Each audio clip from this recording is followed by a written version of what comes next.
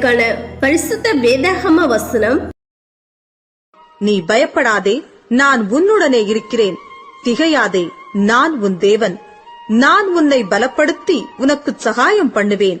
என் நீதியின் வலது கரத்தினால் உன்னை தாங்குவேன். மாதாவே துணை நீரே, உம்மை வாழ்த்தி